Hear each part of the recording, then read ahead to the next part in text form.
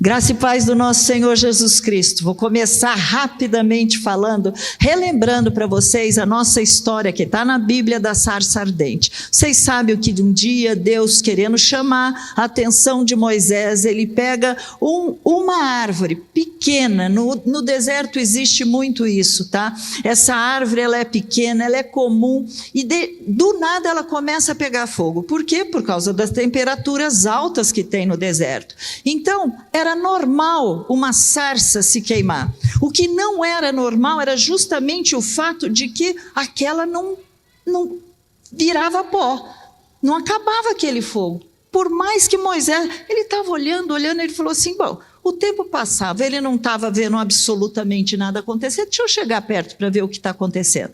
Com esse ato dele chegar perto, Deus pôde fazer um comissionamento naquele homem. Chamou tanto a atenção de Deus, de Moisés, aquela maneira de Deus chamá-lo através daquela árvore, e ele de repente é convocado para fazer uma das...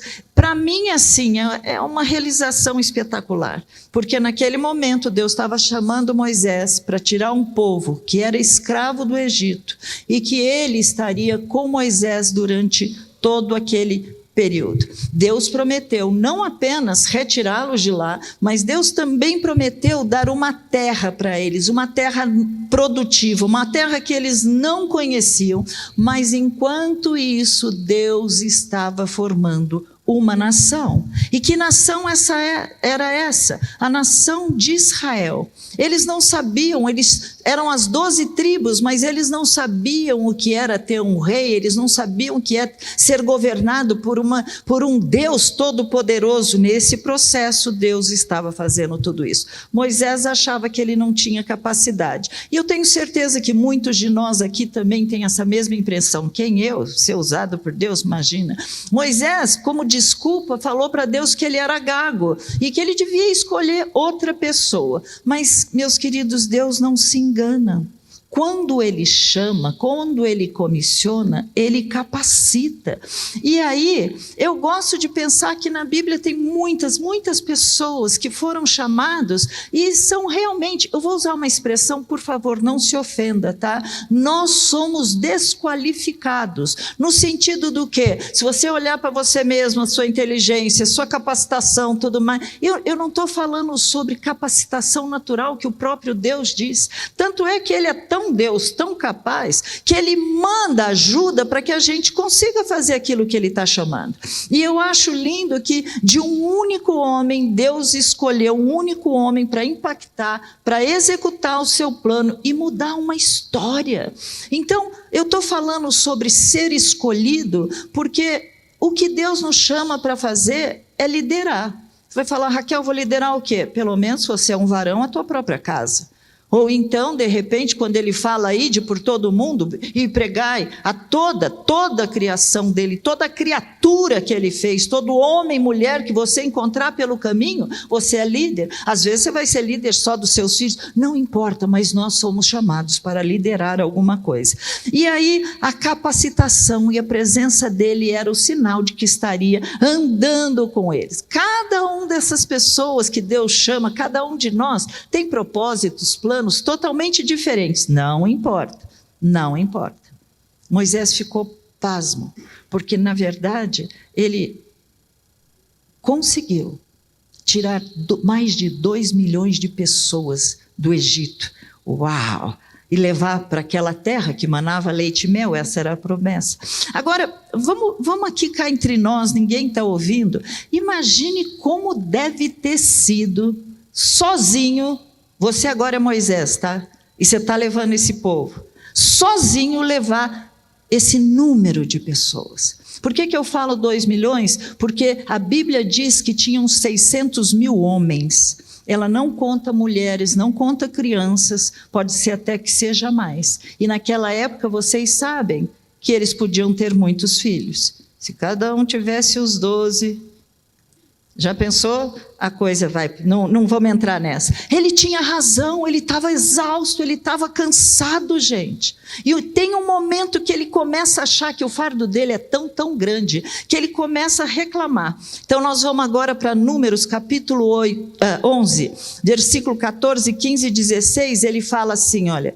Eu sozinho não posso levar todo esse povo, pois me é pesado demais. Se assim me tratas, ele está falando para Deus, se assim me tratas, mata-me de uma vez, eu te peço. Se tenho achado favor aos teus olhos, e não me deixes ver a minha miséria, disse o Senhor a Moisés, ajunta-me 70 homens dos anciões de Israel, que sabes serem anciãos e superintendente do povo. Neste caso, esses homens já tinham se manifestado em alguns momentos e estavam já liderando aquelas tribos, cada um na sua tribo. E ele continua, junta-me 70 homens dos anciãos de Israel, que sabem serem anciãos velhos e superintendente do povo, e os trará perante a tenda da congregação, para que assistam ali contigo. Então eu descerei e ali falarei contigo. Tirarei do espírito que está sobre ti e os porei sobre eles. E contigo levarão a carga do povo para que não as leve tu somente. Antes um único homem, agora nós já temos 70. Que delícia, Moisés já estava bem na fita. Agora sim, vai ser legal, está tudo certo. Mas aí eu acho muito interessante, isso me chamou muita atenção, quando você está lendo, você vai descobrir que na verdade só foram 68 que se posicionaram ali na tenda do encontro. 2 não puderam ir. E a Bíblia não fala por que eles não puderam ir. Simplesmente, o nome deles, Eudade e Medade, nunca porei nome dos meus netos assim, diante dele, Eudade e Medade, não puderam ir àquela tenda para receber a unção. Mesmo assim, repousou sobre eles, onde eles estavam, que era no meio daquele arraial, nas suas tendas, e eles também lá começaram a profetizar. Isso depois você pode ler em Números também, capítulo 11, versículo 26. Mas Josué, começa a aparecer Josué aqui, que era o auxiliar de Moisés. Ele chega para Moisés, agora eu estou em Números 11, 28. Ele chega para Moisés e fala, Moisés, meu senhor, detenha-os. Tem uma outra tradução que fala, proíbe-os. A resposta de Moisés foi incrível. Ele diz assim, você está com ciúmes por mim? Quisera eu que todo o povo de Deus fosse profetas e que o Senhor colocasse o seu Espírito sobre eles. Números 11, 29. Olha que interessante. Com certeza, se todos estivessem cheios do Espírito, seria muito mais fácil para Moisés realizar o chamado dele. Era isso que ele estava falando. E aquilo que aconteceu de Deus ungir 70 pessoas para ajudar Moisés, foi uma situação tão única e demorou mais 1.200 anos, olha só, sem que nada parecido tivesse acontecido. Por quê? Porque Deus chamava um aqui, um ali, você lembra da época dos juízes, cada um era chamado no seu tempo, no seu propósito, mas Deus ouviu a oração ou a fala de Moisés como se fosse uma oração. Ele estava pedindo que todo o povo fosse cheio do Espírito. Muito bem, então vamos caminhar um pouquinho pela Bíblia, e agora nós vamos chegar no Novo Testamento. Nós temos no livro de Mateus, naquele momento, nós vamos ver que Deus está trazendo para Mateus a revelação sobre da onde veio Jesus, e você lê uma árvore. Você vê toda a descendência dele até chegar. Também nesse tempo, nós vamos ver o quê? Ele falando sobre como foi o nascimento de Jesus. Olha, nesse tempo que eles estavam andando pelo deserto, havia a arca que ficava no meio deles das tribos. Ela era o centro, e aí cada tribo vinha e se postava, se colocava em volta dessa arca. Agora, nós já estamos num momento diferente. Nós estamos lendo Mateus, só que eu vou voltar um segundinho para trás, para você ter um raciocínio, formar um. Agora, eles estão num momento, estou ainda no Velho Testamento, eles estão num momento já com um templo, construído pelo rei Salomão. E neste momento, eles não precisam mais que a arca os acompanhe. Eles agora vão para o local escolhido por Deus e ali com a certeza de que Deus estava ali.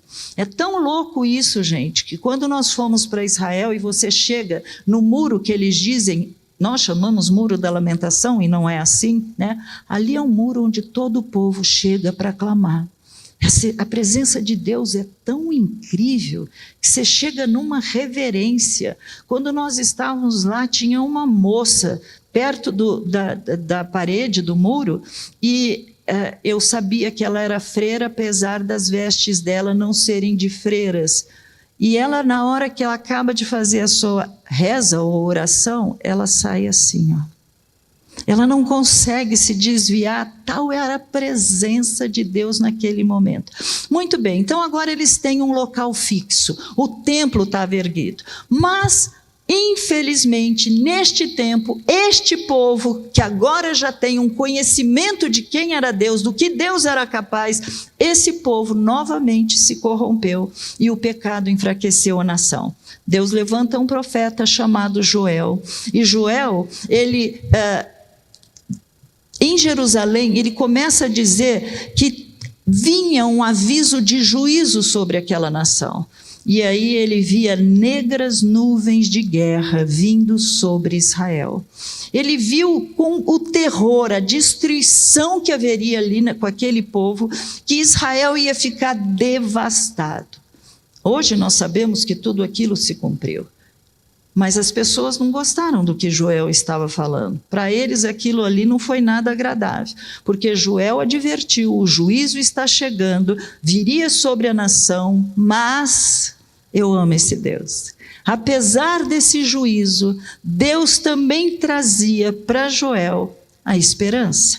E ele tinha planos de paz para aquele povo. Ele trouxe esperança dizendo que dias melhores viriam. Então, depois da nuvem negra, nós estamos agora em Joel 2, 28 a 30. Depois da nuvem negra, Joel vê o céu azul e algo novo acontecendo. Então, em Joel 2, 28 a 30, ele diz assim: e depois disso, depois desse período de nuvens negras, derramarei o meu espírito sobre todas as pessoas, em algumas traduções, sobre toda a carne. Os seus filhos e filhas profetizarão, os seus velhos terão sonhos, os jovens terão visões, até sobre os meus servos, tanto homens como mulheres, derramarei o meu espírito, e nesse dia mostrarei maravilhas no céu e na terra, sangue, fogo e nuvens de fumaça. Gente, que esperança, ele estava prometendo, aquele espírito que antes vinha sobre um, depois sobre 70, ele está dizendo, agora serão todos. Que promessa maravilhosa, mas ao mesmo tempo, que responsabilidade, ao mesmo tempo... sabe, tem que gerar em nós um temor sobre isso. Por quê? Porque antigamente Deus usava, está escrito na Bíblia, homens santos de Deus falaram movidos pelo Espírito Santo. E Miqueias é um homem que fala e é usado tanto por Deus no Velho Testamento, e ele testifica essa passagem quando você lê Miqueias 3:8, e ele diz assim, olha, estou cheio de poder pelo Espírito do Senhor. Oh, glórias! E agora nós chegamos em Mateus, onde Mateus está trazendo a revelação, colocando para todo aquele povo, olha, ele é descendente de Davi, ele é o Messias, ele é o esperado. E ele continua falando sobre que este que viria, este que veio, que era Jesus, ele estava dizendo, olha, ele nasceu de uma virgem, ele vem e tem um papel principal. Tudo isso ele estava escrevendo para comprovar quem era Jesus. E aí nós vamos ver que Jesus teve que passar por muitas coisas, mas nós vamos ver ele também agora com 30 anos sendo batizado. E quando ele está ali nas águas, desce, vocês guardem essa palavra, desce sobre ele o Espírito Santo de Deus. E ali ele recebe este mover especial, sobrenatural. João, quando viu, falou o seguinte: eis o Cordeiro de Deus, aquele que tira o pecado do mundo. E eu achei maravilhoso, porque Jesus recebeu, como todos aqueles homens do Velho Testamento, ele recebeu também esse mover sobre ele, veio sobre ele o Espírito Santo. Ele recebeu por quê? Para poder cumprir tudo aquilo que tinha sido determinado. Nós sabemos que Jesus era Deus, é Deus e sempre será Deus. Mas é interessante você pensar que ele precisou aprender. Ele precisou, inclusive, aprender a obedecer. Ele precisou, inclusive, aprender a dominar sua própria carne, aprender a dominar seus pensamentos. Ele experimentou dificuldades, ele experimentou lutas, ele experimentou perdas, ele experimentou rejeição, traição, acusação, vivenciou tudo isso para se identificar conosco. Ele sabe o que nós passamos. Raquel, o que ele perdeu? Bom, primeiro, só de ele deixar de ser Deus, mas não se esqueça que ele perdeu o pai. Você só vê a fala sobre José no começo, depois não aparece mais. E eu posso provar isso para vocês, porque se o pai existisse, ele nunca poderia na cruz virar para Maria e falar: mulher, eis aí o teu filho, eis aí a tua mãe. Então ele era o primogênito, e era aquele que podia designar todas as coisas. Jesus passou por isso também. Então nós vamos ler isso em Hebreus 4, versículo 15, ele fala: porque não temos sumo sacerdote que não possa compadecer-se das nossas fraquezas, antes foi ele tentado em todas as coisas, à nossa semelhança, mas sem pecado. E foi justamente por causa deste Espírito que veio sobre ele, que ele conseguiu, que ele pôde enfrentar todas aquelas dificuldades, porque ele não estava aqui agindo como Deus, ele precisava ser homem como você, porque por um homem entrou o pecado, por um homem tinha que entrar a redenção.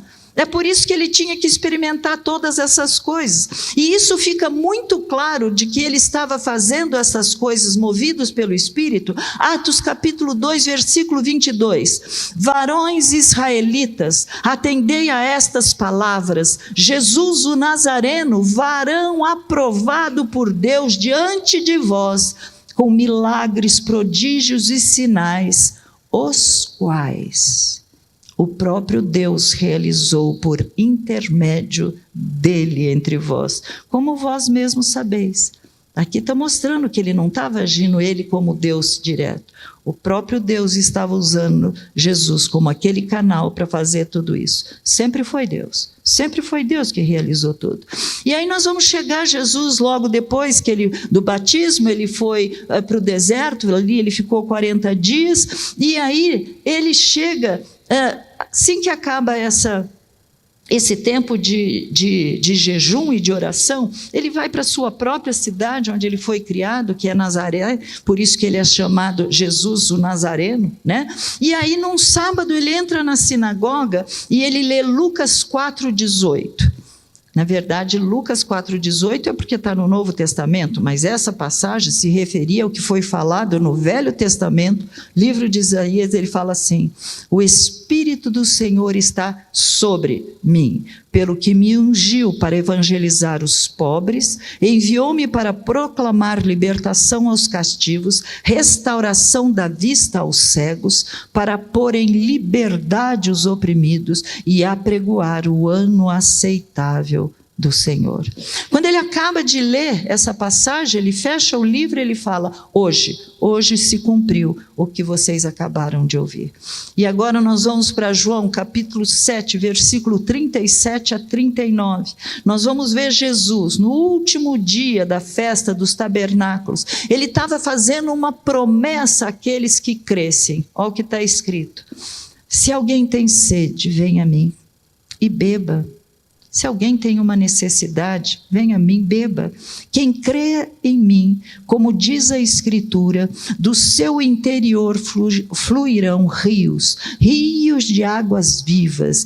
E isso ele disse com respeito ao Espírito que haviam de receber os que nele crescem, pois o Espírito até aquele momento não fora dado. Jesus ainda não tinha sido glorificado, a obra não estava completa, ele estava fazendo a promessa: os que creem receberão, todos aqueles que vierem a mim crendo receberão.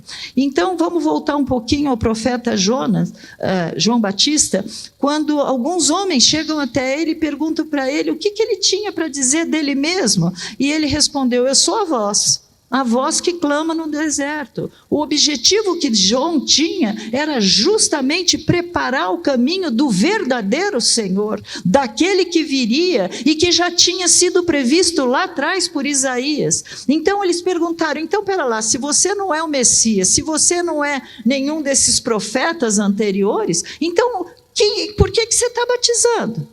E aí ele responde, livro de João, capítulo 1, versículo 26. Respondeu-lhe João: eu batizo com água, mas no meio de vocês está quem vós não conheceis.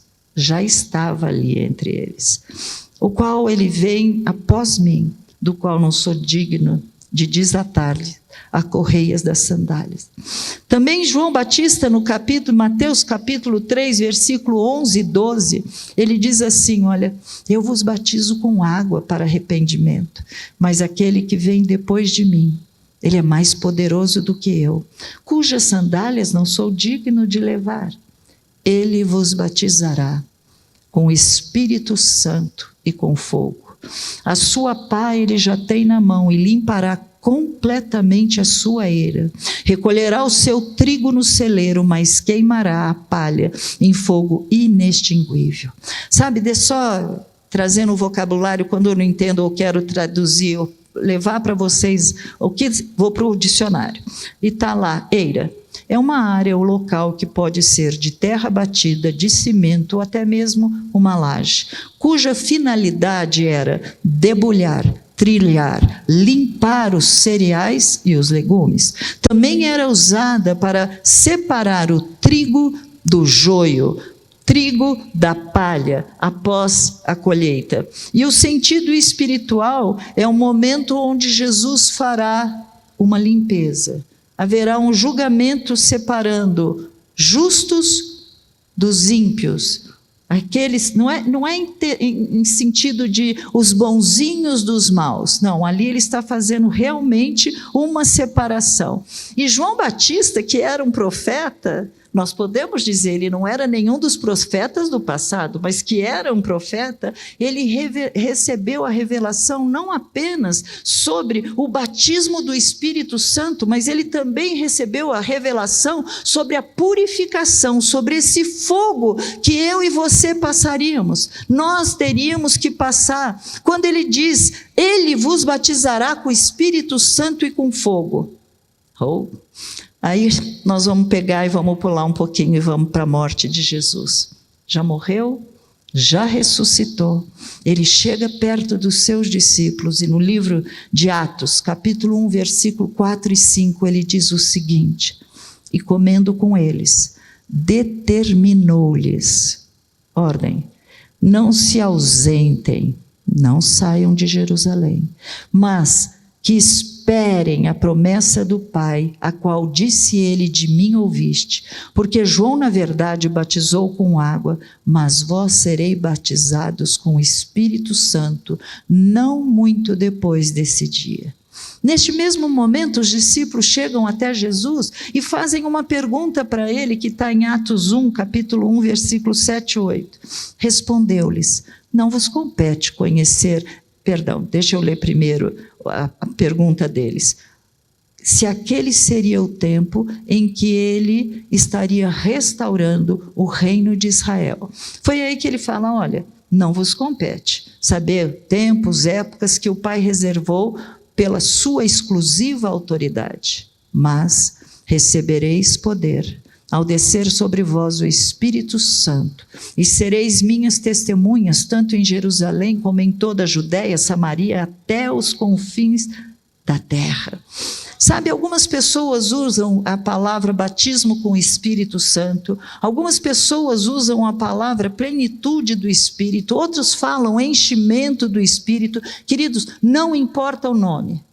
Ele não está mais falando que viria sobre, ele está falando que é de dentro. De dentro para fora vai sair algo totalmente novo. Então, todo aquele que se arrepende, todo aquele que confessa Jesus como Senhor e seu Salvador, todos eles passam pelo novo nascimento. E eu acho lindo porque Deus gosta de tudo que é novo, gente. É loucura isso, mas olha só, é nova aliança, novo nascimento, novo coração, novo nome, novo mover, novas possibilidades, vinho novo, novos cânticos, novas línguas, novo mandamento, novo céu, nova terra, tudo novo.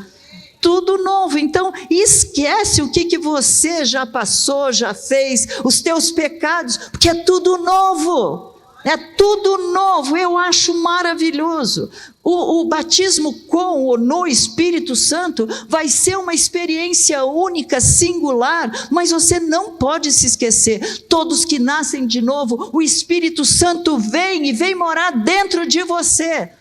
Dentro de você, você é este templo. Você é este templo. E nós estamos capacitados por causa dele a fazer toda e qualquer obra que Jesus mesmo já fez. Isso é um ponto que está evidente. Mas olha que responsabilidade. Eu vou levar vocês para o Velho Testamento de novo, só para você lembrar o que aconteceu com um homem chamado Eliseu, que era um homem até ele ter sido escolhido por Deus, e ele ia seguir os passos de Elias, e de repente esse homem vira e fala assim: eu quero porção dobrada de tudo aquilo que ele fez. Se você vai estudar com profundidade, nós vamos ver Elias com X milagres e maravilhas, você vai ver Eliseu com o dobro de tudo aquilo que ele fez.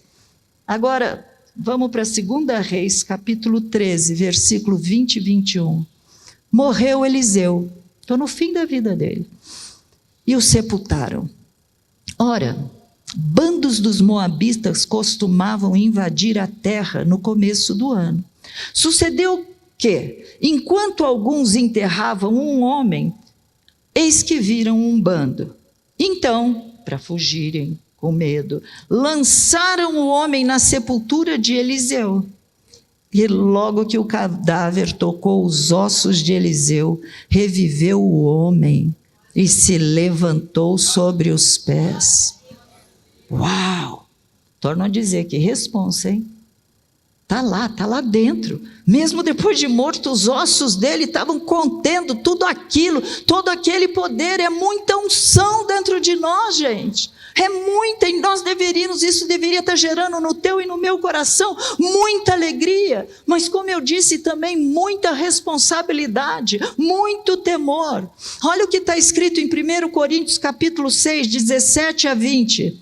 Mas aquele que se une ao Senhor é um espírito com ele. Fugir da impureza. Qualquer outro pecado que uma pessoa cometer é fora do corpo. Mas aquele que pratica a imoralidade peca contra o próprio corpo. Acaso não sabeis que o vosso corpo é santuário do Espírito Santo e que está em vós, o qual tendes da parte de Deus, e que vós não sois de vós mesmos, porque fostes comprados por preço. Agora, pois, glorificai a Deus no vosso corpo. Sabe, queridos, o Espírito Santo foi derramado no dia de Pentecostes, você sabe isso. Tinha 120 pessoas reunidas, eles estavam no mesmo lugar, eles estavam sentados, eles estavam orando e de repente vem um som. Tem muita gente que fala, veio um vento. Não, veio um som como de um vento impetuoso e encheu todo aquele local. Línguas de fogo foram espalhadas por cada um deles, e você lê isso em Atos capítulo 2, versículo 4. Ele diz assim: todos ficaram cheios do Espírito Santo e passaram a falar em outras línguas, segundo o Espírito lhes concedia que falasse.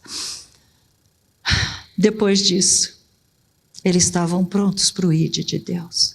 Eles estavam prontos. Sabe, há muitos propósitos de Deus para nos dar o seu Espírito Santo. Primeiro, para revelar quem Jesus é. Depois, para fazer você entender, quando está lendo a Bíblia, o que ela está querendo te dizer, o que é o significado. É por isso que ele diz, vós não tendes necessidade que ninguém vos ensine, porque o próprio Espírito vai nos ensinar. E ele fala assim que também uma das funções é convencer o ser humano dos seus pecados para que ele possa se arrepender. Por isso que se você pecar contra o Espírito, não tem perdão, porque é ele que faz você ser levado até a consciência, eu sou um pecador, eu preciso de Deus, eu preciso ser transformado. Se você pecar contra ele, quem vai fazer essa liga? Ninguém chega ao Pai se não for por ele. Ele mesmo é que nos atrai. Ele também é dado para nos ajudar, nos fortalecer, nos capacitar. Eu amo uma palavra que diz assim, ele faz forte ao cansado e multiplica as forças ao que não tem nenhum vigor. Como pastores, nós temos ouvido tantas pessoas cansadas, desanimadas, tristes, dizendo, Senhor, não estamos aguentando mais. E o que eu estou falando para você é que a gente aprenda a se mover nesse poder do Espírito Santo, que mostra milagres, que faz maravilhas, e que a gente vê que isso é disponível a você e a mim também, é o que a palavra diz. Então lembra de novo, 70, 120, mas agora todo aquele que nele crê. Todo aquele que nele crê, não é só ele morar aqui dentro, é você ser batizado, imerso nesse Espírito, para que você saiba, não sou eu mais que vivo, Cristo vive em mim. Para que você saiba que você é mais do que vencedor e que você pode passar sem crença essa luta, essa situação que você está vivendo. Mas, você nunca mais vai estar sozinho. A menos que você o rejeite, a menos que você negue a Jesus. Olha o que está escrito em Hebreus capítulo 1, versículo 7, Deus está falando sobre anjos, mas Ele está falando sobre você também e sobre mim. Ele fala assim, quanto aos anjos, diz, aquele que aos seus anjos faz vento, manda para onde quer, do jeito que quer, como quer. Eles estavam reunidos a portas fechadas e veio aquele som como de um vento. Está tudo bem. E aí ele fala o seguinte, e aos seus ministros labaredas de fogo. Como está a tua vida? Que fogo tem saído de dentro de você? Você está conseguindo pôr para fora isso que está escrito aqui, ou hoje é o momento de você falar, eu quero? Sabe, todo aquele que é ministro carrega esse fogo, ou pelo menos deveria carregar. Você agora se tornou igualzinho àquela sarça ardente que chamou a atenção de Moisés, e por onde você passa, você deveria estar chamando a atenção, não sobre você, mas sobre aquele que você serve, sobre aquele que te resgatou, sobre aquele que está te comissionando. Você não vai ser consumido, porque você vai estar levando esse fogo, esse poder. Você não vai ser. Eu tô aqui para te desafiar. Se você ainda não é batizado com o Espírito Santo, que você, por favor, comece a orar, Senhor, me batize com o teu Espírito. Comece a pedir para Ele um renovo, que Ele tire a tua apatia, que Ele tire o teu cansaço, que Ele tire de você essa Porque você não é quente, não é frio, eu vou te vomitar da boca. Está escrito isso. Para de ser morno, começa a buscar em Deus. Só assim, querido, só assim você vai entender o que Jesus falou, porque o zelo da tua casa me consome. Me consome. Aí você está aí sentadinho falando, Raquel, você não acha que você devia trazer essa palavra assim? É uma sugestão, numa vigília para a gente poder buscar o Espírito Santo junto. Oh, meu querido, nós já temos feito isso e vamos continuar fazendo, mas nós estamos aqui como Moisés, orando para que todos vocês sejam cheios desse fogo, cheios desse Espírito, não apenas para você realizar cumprir o seu chamado, mas principalmente porque nuvens negras estão vindo sobre a nossa nação. E olha, querido, eu não estou dizendo que isso é só sobre o Brasil, porque o Brasil é mais pecador do que os outros. Não, não é. O que eu estou dizendo é que isso vem para todo o mundo. O mundo inteiro jaz no maligno e nós precisamos estar preparados e infelizmente muitos dentro da casa de Deus ainda não estão preparados para o que vai acontecer. E eu não estou aqui dizendo que nós estamos como Moisés pedindo para vocês serem cheios, batizados, porque vocês estão dando muito trabalho. Não, é porque nós não queremos que nenhum se perca quando chegar esse tempo ruim. Sabe, dentro de uma igreja, há vários tipos de pessoas. Existem aqueles que ainda não são salvos, existem aqueles que realmente são joios e nunca vão se converter, existem pessoas que acabaram de nascer espiritualmente, então essas pessoas são bebê na fé. Né? Mas existem também alguns que são crentes carnais, e quando eu falo crente carnal, eu estou dizendo a carne, o desejo, a vontade, está dirigindo. Você sabe que está errado o que você está falando, mas você está fazendo, mas você está falando, mas eu quero. É você que dirige, não o Espírito Santo, então você é um crente carnal. Apesar de que alguns já tem bastante tempo de convertido, gente, nunca leu a Bíblia e não sabe quais são as promessas que deveria receber, porque o nosso irmão deixou para nós. Mas alguns já são crentes, leem e estudam a palavra de Deus, e vocês sabem que eu bato nessa tecla porque eu já fui psicóloga, e eu falo isso, alguns não se acham dignos, merecedores de serem usados, trabalhados por Deus. Como assim? Você está chamando Deus o pai de mentiroso? Ele diz que isto é teu, você pode usar, esse Espírito já está dentro de você, cabe a você crer no que você ouve, naquilo que está escrito na palavra.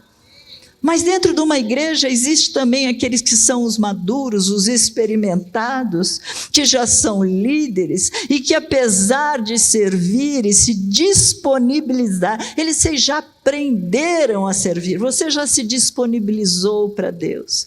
Mas isso você vai notar que é uma minoria. E eu não estou falando apenas da Igreja Batista Manaim, eu estou falando do corpo de Cristo. Dentro do corpo de Cristo você vai ver tudo isso. Eu também não estou vindo aqui para falar sobre você precisa trabalhar mais para Deus. Teu trabalho para Deus, querido, é uma consequência da sua conversão. De você dizer, assim como eu fui atraído, eu quero com o meu trabalho para Jesus atrair outras pessoas. O meu objetivo nessa pregação é porque dias difíceis estão chegando. E todos, tanto justo como injusto, bom, mal, crente ou não crente, todos vamos passar por esse dia. Olha o que está acontecendo no mundo. Você não quer olhar só para o mundo, porque não conheço, não sei o que está acontecendo nos outros países, então pelo menos olha para a natureza está gemendo. Nós estamos vendo coisa, há poucos dias atrás, tinha carro coberto de neve. Em compensação, em outro lugar, a temperatura está tão quente que quase as árvores começam a se queimar como aquela sarça. Queridos, nuvens negras estão chegando. E aí, nossa nação, ela está sendo invadida por ideias contrárias à palavra de Deus. O mundo entrou na igreja, sabe? E hoje é assim, tudo você pode. Você tem o direito de ser feliz. Não importa quem que você vai machucar, quem você vai ferir, você tem o direito, você tem. Doa quem doer, faça o que for, faça, siga a tua vontade, sabe? E ainda fala, o querer e fazer vem de Deus. Então eu vou me prostituir porque o querer e fazer vem de Deus. Ainda usa a palavra totalmente errada. Porque não está nem, muita falta de temor, sabe? Quantos problemas financeiros nós estamos vendo, a quebradeira já é iminente, já está sendo falada constantemente, alguns já estão desempregados, outros ficarão, nós temos que pensar que alguns já nem conseguem mais pagar as suas dívidas, as suas contas, isso até sem falar nos problemas principais dentro de uma família, que diz respeito ao quê? Vícios, drogas, separação, solidão, rebeldia, doenças. Vamos pular isso. Você sabe que essa realidade já está aí conosco, é o que temos passado. Esse é o motivo da minha pregação. Buscar mais e mais a Deus para passarmos por esses dias sem cair, sem esmorecer, sem esfriar, justamente sem desanimar, sem se ferir. Porque você mesmo, eu amei ontem, eu estava aqui na hora que teve a aulinha para as crianças, né, de futebol, de 4 até 12 anos, eu amei ouvir o Wilson falando uma coisa: quem é teu pior inimigo? E fez a pergunta, aquele bando de pirralhinho, tudo sentadinho, olhando com aquela carinha linda para o professor. E ele fala: teu pior inimigo é você mesmo. Você é que vai se limitar. Você é que vai falar: estou cansado. Você é que vai falar: não quero fazer, eu não sou bom como o outro. Eu estou parafraseando, não estou nem seguindo o que ele falou. Mas é verdade, somos nós mesmos que nos limitaremos. Então, nós estamos vivendo numa época onde Jesus vai usar a sua pá. E realmente ele vai recolher o trigo, aquilo que produz, aquilo que é vida, e vai colocar no seu celeiro. A purificação da igreja já começou, querido. Já começou, e começou mesmo antes de chegar até o mundo todo. Logo, logo nós vamos saber, aqueles que apesar da luta, apesar da dificuldade, permanece ali em pé, não vou desistir, não vou apostatar. Nós não queremos que ninguém se perca. Nós temos que vigiar por cada um de nós, porque nós somos ovelhas como todos vocês, mas nós estamos querendo trazer para você esse desafio, essa busca desse Deus Todo-Poderoso que já habita dentro de você. Sabe, ele já se revelou, aquele Deus que cuida, que protege, aquele Deus que fortalece, o Deus que faz a diferença daqueles que são dele e daqueles que não são. O que ele vai fazer nesse momento eu não sei, mas ele fez lá no Egito, né? Quando veio aquelas 10 pragas, quando vieram as 10 pragas, o que aconteceu? Tinha problema lá no meio do Egito, mas o povo de Deus estava aqui separadinho. Eu não sei, ele continua sendo Deus, ele continua sendo bom, ele continua sendo amor, ele vai cuidar de nós e ele pode cuidar de nós. E sabe, eu não estou também te pregando essa mensagem para te trazer medo. Medo só vai mostrar que você não confia em Deus. O amor a Deus lança fora o medo. Você sabe que ele é fiel. Então agora eu vou fazer uma perguntinha para você. Faça uma autoavaliação enquanto eu só estiver falando, tá bom? Só para você pensar nisso. Você ouve a palavra e pratica? Você conhece a palavra e obedece? Você tem sido transformado? As pessoas que moram com você, que são próximas, eu não estou falando na igreja, porque tem cada cara tão simpática na igreja: paz do Senhor, tudo bem, está tudo bem. Sempre está tudo bem, mas só quem está dentro de casa sabe como é que é realmente a realidade lá dentro. Então, vamos fazer a pergunta diferente. As pessoas estão realmente testemunhando que está tendo uma transformação na sua vida? Não, eu já fui transformado, eu já aceitei Jesus lá atrás. Não, querido, você não está entendendo. Você está sendo transformado à imagem de Jesus. Isso é um critério alto. E aí, como você tem usado o teu corpo? O que você tem feito com ele para glorificar a Deus? Você tem sido usado para levar outros para Jesus? Há um julgamento chegando, há um julgamento chegando. E ele virá sobre o mundo, sobre a nossa nação, sobre a nossa igreja, sobre cada um de nós. É isso que eu estou dizendo. Mas, porém, contudo, todavia, você está cheio desse Espírito? Você está cheio do Espírito Santo? Você está comprometido com a palavra de Deus? Você está numa posição de homem de Deus, mulher de Deus, caminhando, permanecendo firme e inabalável? Olha o que está no livro de Efésios, capítulo 6, versículo 10 e 11. Quanto ao mais, sede fortalecidos no Senhor e na força do seu poder, revestivos de toda a armadura de Deus para poderdes ficar firmes contra a cilada do diabo.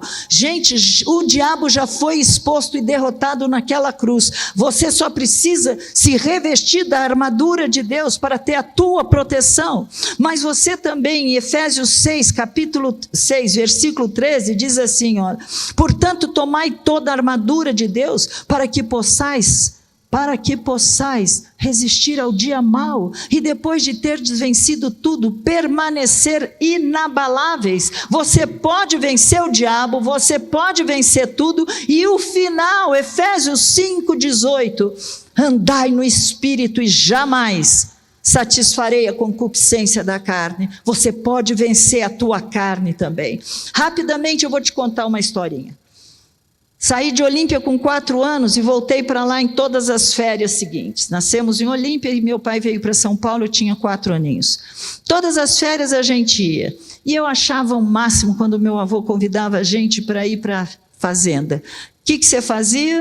Ele levantava às 4 da manhã, ficava lendo um livro preto, que ele chamava missal, que tinha as passagens da Bíblia, ele ficava sentadinho, mas antes dele ler, ele ia no fogão a lenha, que tinha lá na cozinha da minha avó. Tinha o fogão normal, mas a lenha. E ele punha aquela madeira e ligava aquele fogão. Na hora que aquele fogão ficava quente, você só ouvia a mãe e vó, reco, reco, perigo. Não chega perto. Não chega, não tinha uma mosquinha que ousava chegar perto daquilo lá, porque aquilo lá estava pegando fogo, era brasa viva, podia queimar de todo jeito. Bicho nenhum ousa chegar perto quando você está cheio do Espírito Santo de Deus. Nenhum demônio vai te tocar. Se ele vir que você está levando, se você está levando essa tocha viva, ele não chega. Se você é batizado, se você já sabe da salvação, ainda não fui batizado, Raquel, obedece, filho, obedece rápido. Se você sabe, querido, busque a Deus. Está tudo aí dentro, está tudo dentro de você, esse fogo para nos levar, para a gente poder chegar lá. Nós vamos começar agora a ceia, eu vou pedir que o pessoal venha. Tudo isso está acontecendo porque você é de Jesus, aleluia, é o que está acontecendo. Você tem que ser sal e luz, fogo até na sua casa, no seu lar. Você pode ser batizado, não precisa ser só na vigília, não. Você pode ser batizado no seu quarto, no carro. Eu já ouvi uma pessoa que foi batizada com o Espírito Santo dentro do banheiro e começou do nada a orar em línguas. Sabe, queridos, nós temos tudo, está tudo disponível. O que ele tinha que fazer, ele já fez. Está consumado. Está consumado. Então agora nós vamos estar orando. Você vai falar, mas Raquel, eu ainda não entreguei minha vida para Jesus como eu deveria, depois do que eu estou ouvindo e as pessoas falam. Eu até venho na igreja, mas eu não estou cheia assim. Eu quero esse enchimento, eu quero essa plenitude, eu quero mais e mais de Deus. Eu quero confessar o meu pecado a Deus, porque eu sou um crente morno, eu sou um crente carnal, eu sou um bebê na fé. Não importa como você está se sentindo, lança as coisas passadas para trás, é hoje, daqui em diante. E é essa mesa aqui que te traz essa possibilidade.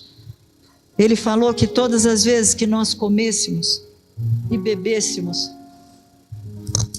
este sangue, que é um suco de uva, esse pão que é a representação do pão vivo que desceu do céu, nós estaríamos relembrando o que Ele já fez por nós. Deus já fez isso por você, querido. Você e Deus. Eu tenho orado tanto, pedindo a Deus, tanto. Faz-nos vasos de honra para o Senhor. Batiza com teu Espírito todo aquele que se chama pelo seu nome. O enchimento você já tem. Ele já está aí dentro. Mas deixa Ele te incendiar.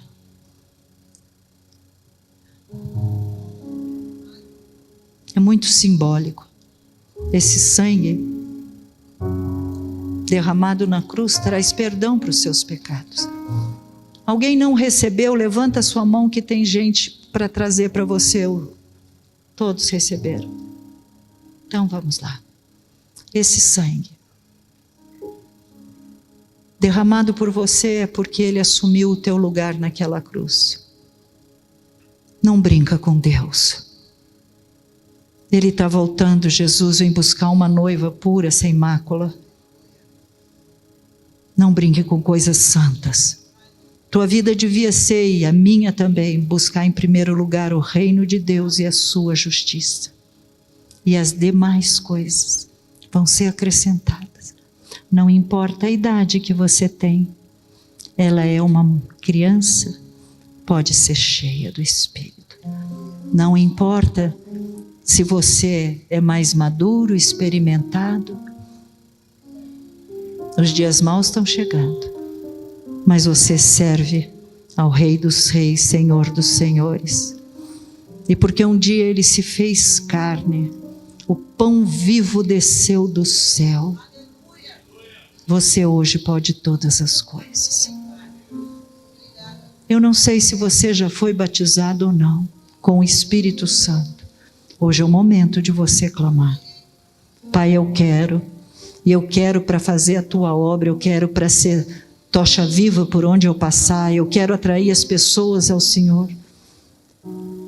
Eu já morri com o Senhor naquela cruz. Esse viver agora que eu tenho, eu vivo por tua causa. Este sangue te deu essa possibilidade. Eu ainda não vou orar, mas tome o elemento que representa o sangue derramado.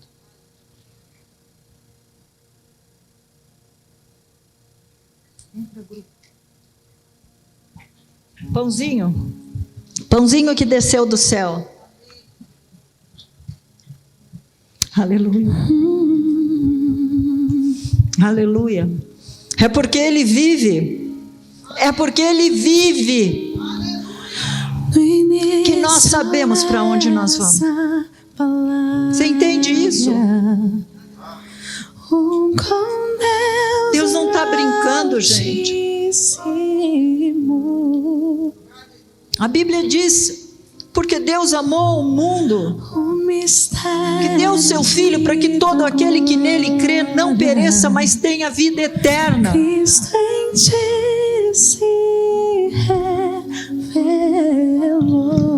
Deus amou o mundo, mas só alguns estão aceitando.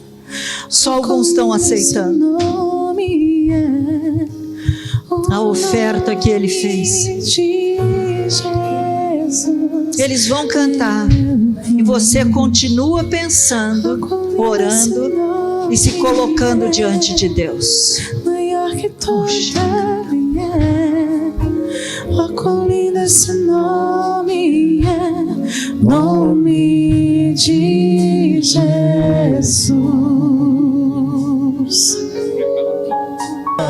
Vão com Deus, continuem com Ele, e que Deus encha. Não importa onde você esteja, tem um tempo para buscar esse enchimento do Espírito Santo.